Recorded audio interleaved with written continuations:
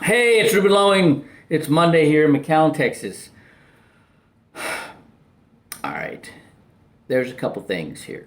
All right, I am learning about the pain points, finding people's areas that give them pain. It's like a burn to their saddle, right? But it's got to be enough pain to get them to move. And but there's a challenge because you can only get negative when the horse is in the barn. What does that mean? Okay.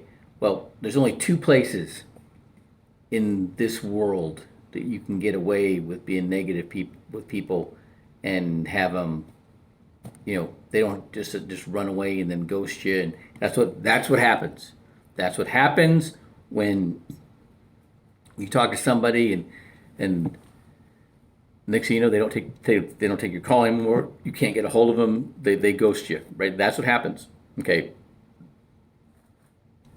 There's two people I know that do an excellent job at communicating, all right, and getting you to want to listen, all right. And one of them is Bridget Krause. She is with the John Maxwell leadership team, and she just matter of factly talks about those things that just happen. You get a flat tire, right? Or you get stuck in traffic going to your job or trying to get home from your job, all right, every day. She talks about, when, you get a flat tire or your air conditioner goes out and it either depletes everything you got in your savings or you got to get a loan from the bank or put it on your credit card to take care of it, and you have to do it. And those are things that so many people go through, and just it brings you down in your life. And what if you had the money where not only would that not be a problem, but you can get a new whatever, get a new air conditioning system in your house, or a new car,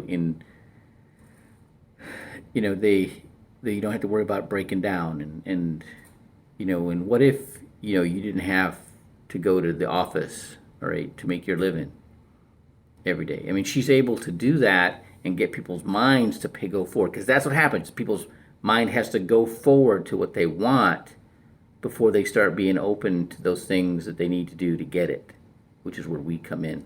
Okay. And the other one that I just got I just got off the call with her, right? And Sherry Smith. And she goes down line for line on all the things that Ruben's doing right. And before she gets to what she wants me to do better, and that happens to be finding their pain points. Okay, when we're going through the 7-step and the Saving Your Future book and the green flip chart, everybody we're talking to is seeing the same thing that we're seeing, and unless they're illiterate, they're reading it the same time we're talking it. Okay, you don't have to go for word for word verbatim. What you have to do is figure out what in the